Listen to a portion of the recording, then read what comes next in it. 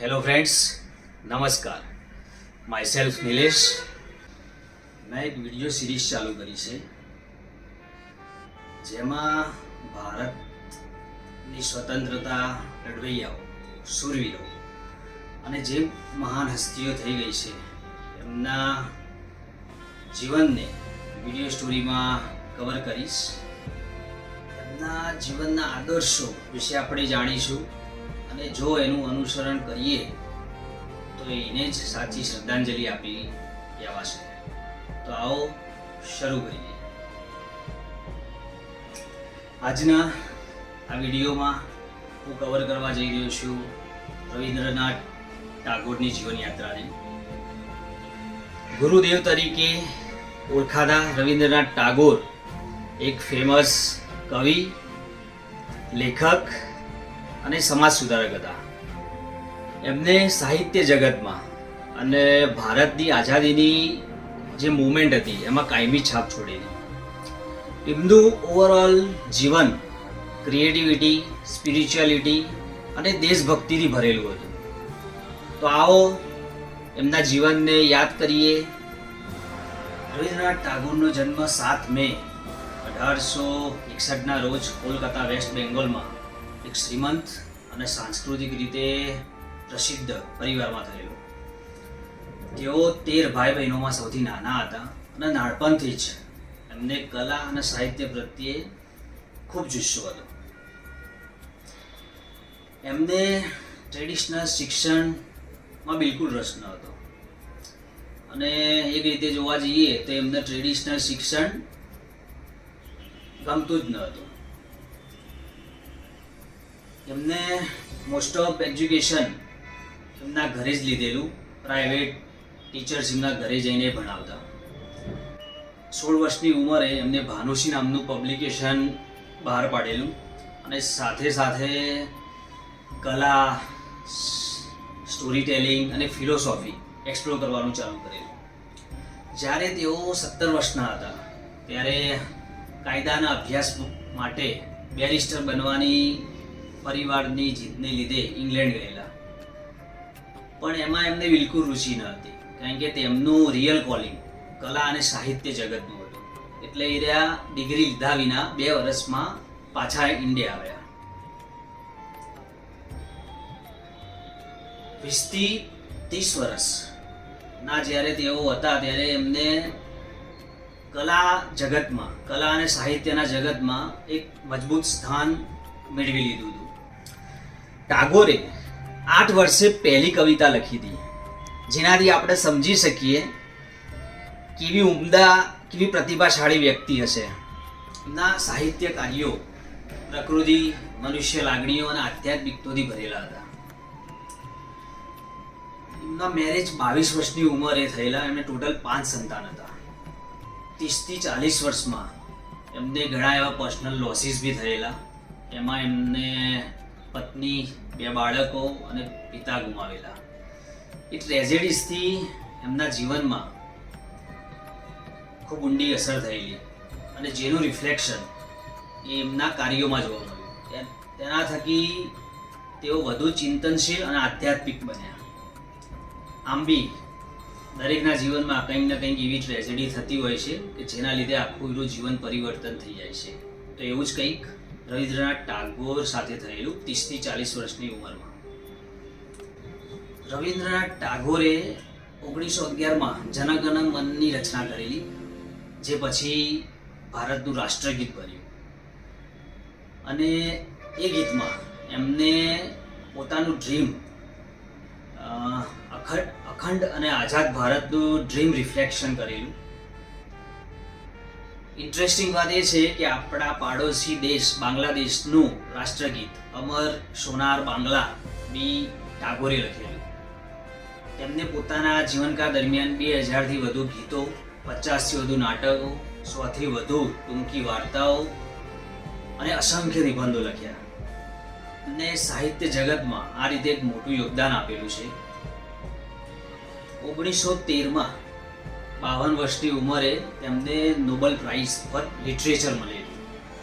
એ literature award એ એમની Gitanjali which was the collection of poems ના કારણે મળેલું. આ આવડ પછી ભારતીય સાહિત્યને વર્લ્ડ લેવલે ઓળખ મળી. ગીતાંજલિ વિશે વાત કરીએ તો ગીતાંજલિ એમની એક પોએમ્સનું કલેક્શન છે જે તેમને ઓરિજિનલ બંગાળી લેંગ્વેજમાં લખેલી અને પાછળથી તેમને ઇંગ્લિશમાં ટ્રાન્સલેટ કરેલી. હું એની લિંક વિડીયો ડિસ્ક્રિપ્શનમાં રાખીશ. એઝ અ ભારતીય આપણે દરેક એક વખત એને વાંચવી જોઈએ, સાંભળવી જોઈએ. એની ઓડિયો બુક એમેઝોન કિન્ડલ પર અવેલેબલ છે, જેની લિંક બી હું પોસ્ટ કરીશ. એમની ગીતાંજલિની મેઇન થીમ સ્પિરિચ્યુઅલ જર્ની ઉપર છે.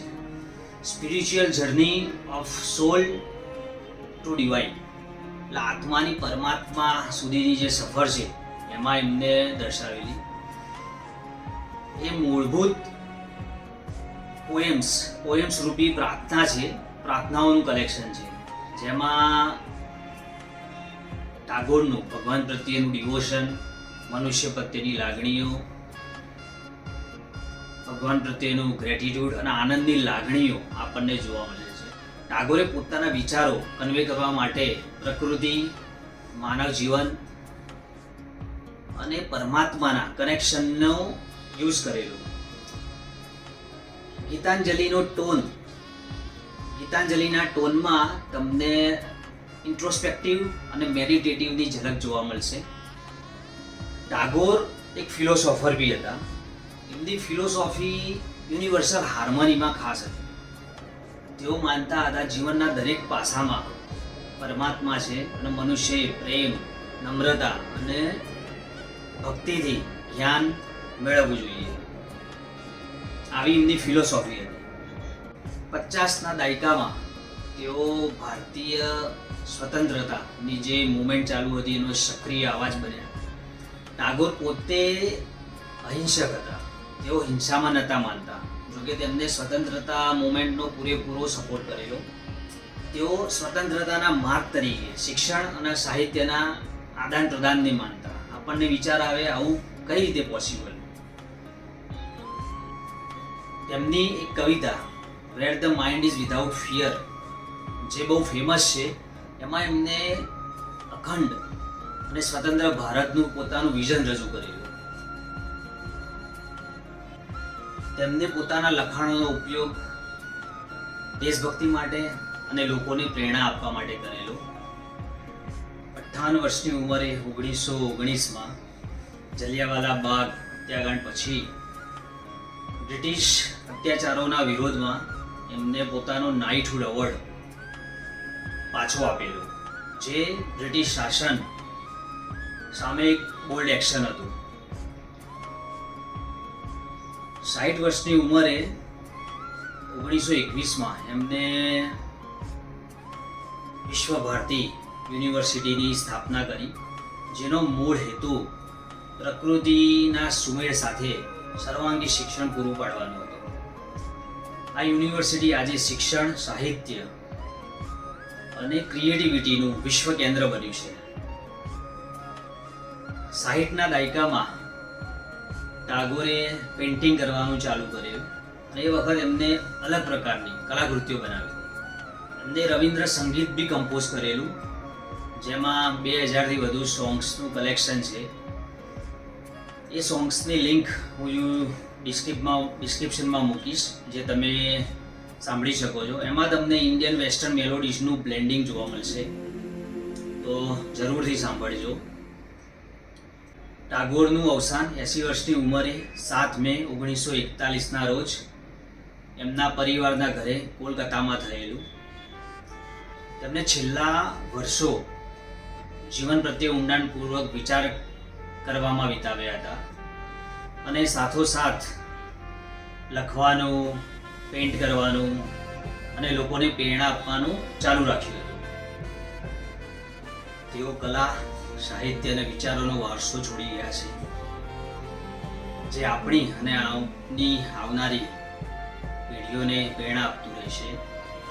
એમનો વારસો એમના કાર્યો થકી જીવંત રહેવાનો.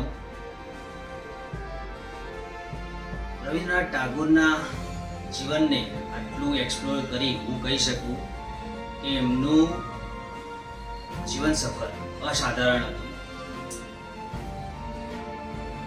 એમનું જીવન ક્રિએટિવિટી, કમ્પેશન અને દેશભક્તિથી ભરેલું. જન ગણ મનની કમ્પોઝિશનથી નોબેલ પુરસ્કાર સુધી કલા, સાહિત્ય, શિક્ષણ અને ભારતની સ્વતંત્રતા માટે એમનું કોન્ટ્રીબ્યુશન અજોડ છે. ચાલો એમના કાર્યોને યાદ કરીએ અને એમના એકતા અને શાંતિના દ્રષ્ટિકોણને અનુસરીને એમના જીવનનું સન્માન કરીએ. આવા જ વિડીયો સ્ટોરી જોવા માટે ચેનલને લાઈક, શેર, સબસ્ક્રાઈબ કરશો અને નેક્સ્ટ તમે કોની લાઈફ સ્ટોરી જોવા માંગો છો તે કમેન્ટ સેક્શનમાં જરૂરથી જણાવશો. જય હિન્દ.